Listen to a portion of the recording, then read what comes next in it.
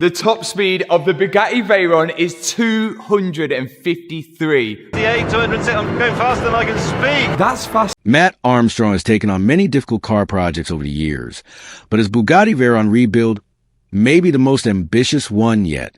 After buying the damaged Hypercar from a repossession sale in the United Kingdom, many people doubted whether the car would ever return to the road. A Bugatti Veyron is not an ordinary supercar.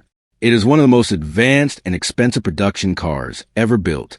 Even simple maintenance jobs can cost thousands of pounds, and major repairs can quickly become extremely expensive. Despite that, Mat continued proving that many repairs could be completed for a fraction of the prices normally charged by the manufacturer in his latest video. The goal was not just to repair the car, but to prepare it for something much bigger. He wanted to make the Veyron look better than ever, get it fully road ready, and attempt a high-speed run on a runway.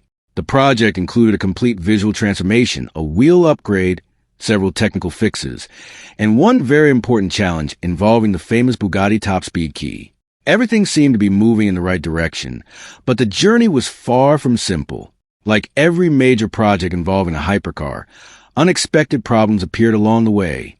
What makes this story interesting is not just the speed attempt itself, but the amount of work required before the car could even think about reaching those incredible speeds. Every modification, every repair, and every decision brought the Veyron one step closer to proving that this once damaged Bugatti could return to its former glory point. When the first major changes was the appearance of the car. The Bugatti arrived wrapped in white from a previous owner, but Mat wanted something unique.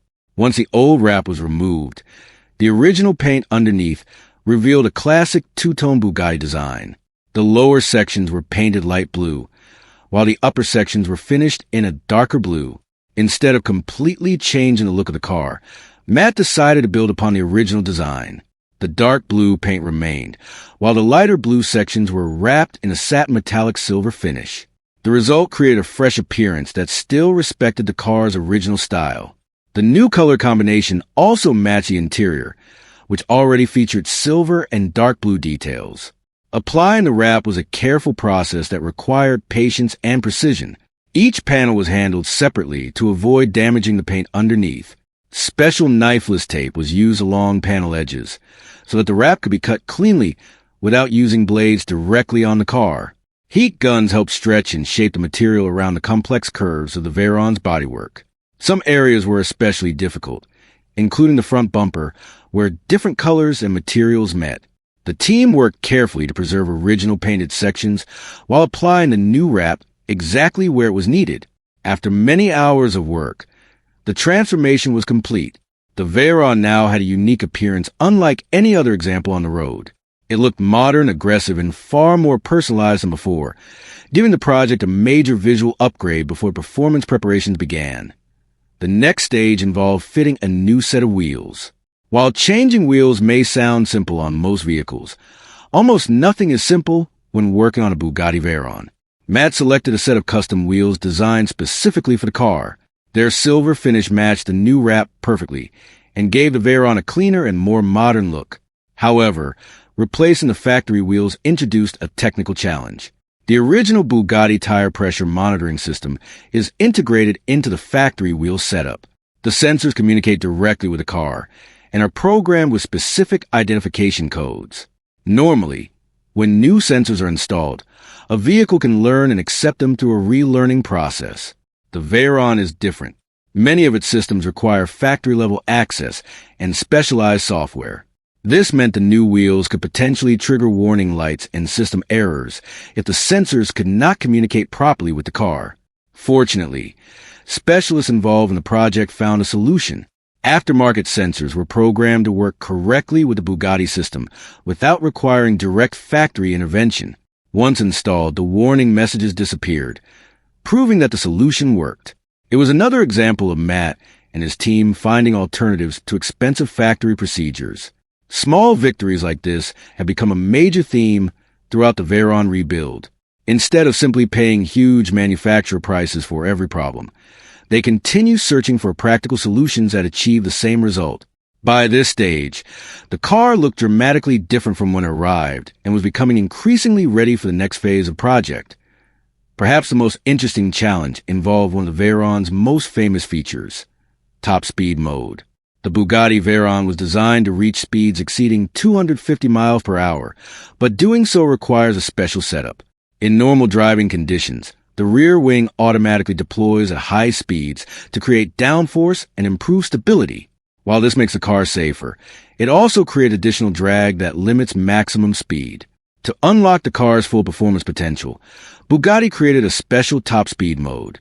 Activating this mode lowers the car, adjusts its aerodynamic settings, and keeps the rear wing in a configuration designed for minimum drag. However, the system can only be activated using a separate top speed key inserted into a dedicated slot near the driver's seat.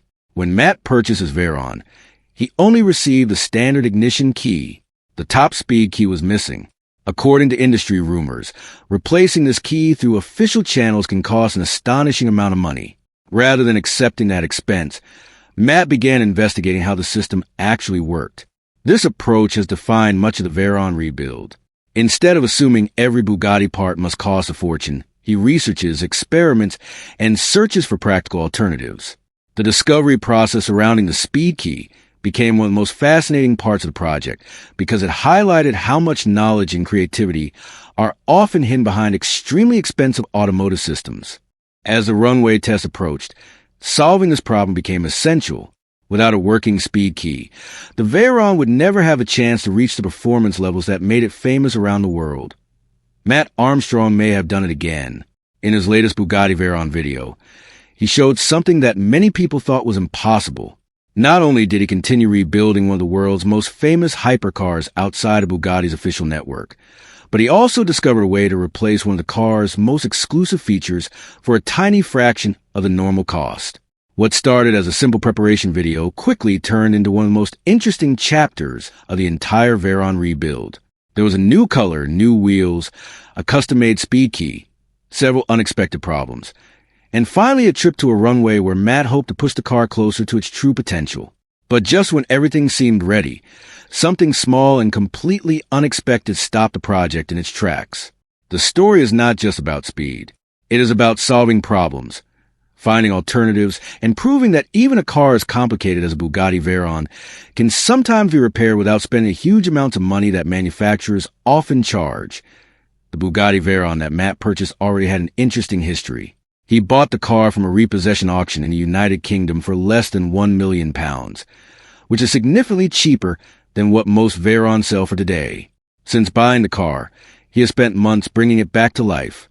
Earlier videos showed him performing repairs and maintenance that many people believed only Bugatti dealers could complete. During that process, he discovered that several parts on the Veyron were shared with vehicles from other brands within the Volkswagen Group. This allowed him to save thousands of pounds while still keeping the car running properly. By the time this latest video began, the Veyron was already driving and functioning mechanically. However, Mat wanted to take things much further. The goal was no longer simply getting the car running. The goal was making it fully road ready, improving its appearance, and preparing it for a high-speed runway test. What looked like a straightforward plan quickly turned into a series of challenges that would test every part of the rebuild. The first major task was transforming the appearance of the car. The Veyron had previously been wrapped in white, but Mat decided to remove that wrap and see what was underneath. Once the old material came off, he discovered the car's original two-tone paint scheme. The lower sections were light blue, while the upper sections were finished in a darker blue. Rather than completely changing the design, he chose a color combination that worked with the car's existing style. The light blue areas were covered with a satin metallic silver wrap, while the darker blue paint remained visible. This created a unique look that matched the interior and complemented the chrome details around the vehicle. The wrapping process itself was not easy. Every panel had to be prepared carefully. Special knifeless tape was used so that the wrap could be cut without risking damage to the original paint. Large sections such as the bumper required extra attention because different colors met in complicated areas. After many hours of work, the Veyron looked completely different. The new silver and dark blue combination gave the car a fresh identity while still respecting its original design. By the end of the process, the car looked like a one-of-one Veyron that could not be found anywhere else in the world. After the wrap was finished, Matt moved on to another important upgrade: the wheels. While wheels may seem like a simple change, nothing on a Bugatti Veyron is ever simple. Matt chose a set of custom Vossen wheels that had been designed specifically for the Veyron. They matched the new silver and blue color scheme perfectly and gave the car a more modern look. At first glance, this appeared to be one of the easiest parts of the project. Remove the old wheels, install the new ones, and enjoy the result. However, as soon as the new wheels were ready to go on, another problem appeared. The Veyron's tire pressure monitoring system, often called TPMS, is different from the system found on most ordinary cars. The original Bugatti sensors contain built-in batteries and communicate directly with the car's electronics. When the factory wheels are removed, those sensors are removed as well. Normally, this would mean the replacement sensors need to be programmed into the car. On many vehicles, this process is simple and can be done using basic diagnostic tools. On the Bugatti, things are much more complicated because the system was designed to work through Bugatti's own network. Many owners would immediately assume they had no choice but to visit a Bugatti service center and pay a large bill. Fortunately, Matt and his team found another solution. Working with specialists who understood the technology, they installed sensors that could communicate correctly with the Veyron system without requiring Bugatti's involvement. Once everything was connected, the warning message disappeared from the dashboard. It was another example of a problem that seemed expensive and difficult, but turned out to have a practical solution. The car now looked better than ever and was one step closer to being ready for the high-speed test. The most talked about part of the entire video was the discovery surrounding the Bugatti Speed Key. Every Veyron owner knows about this famous feature. The car is capable of incredible speeds, but reaching its maximum performance requires activating a special mode. This is done by inserting a separate key into a slot near the driver's seat before starting the car. Once activated, the suspension lowers, the aerodynamics change, and the car prepares itself for extremely high-speed driving. Matt purchases Veyron with only the main ignition key. The special speed key was missing. According to reports and industry rumors, obtaining a replacement through official channels can cost more than £10,000 once the key and programming process are included. For most people, that price sounds unbelievable. Matt became curious and decided to investigate what was actually inside the speed key. Many people assumed it contained advanced electronics, security chips, or special coding that made it unique. To find out, his team examined the key using equipment designed to detect transponder chips. The result surprised everyone. There were no electronics inside at all. No chip, no programming, no hidden technology. The speed key was simply a metal blade designed to turn a mechanical switch. This discovery completely changed the situation. If the key was nothing more than a shaped piece of metal, then creating a replacement should be much easier than anyone imagined. Instead of accepting the expensive official solution, Matt decided to see if a locksmith could reproduce the key for a tiny fraction of the cost. The next step was putting that theory to the test. Matt visited a professional locksmith who specialized in automotive keys. Using modern key-cutting equipment, the locksmith scanned the pattern of the original Bugatti ignition key. A blank key blade was inserted into the machine, and within minutes the matching shape was cut. The newly created blade was then installed into a simple key housing. The total cost was around £20. Compared to the rumored official price of more than £10,000, the difference was astonishing. However, there was still one important question. Would it actually work? The answer came when Matt returned to the Veyron and inserted the newly made key into the speed key slot. The key fit perfectly. Even more surprising was the discovery that the slot itself was not some highly exclusive Bugatti-only component.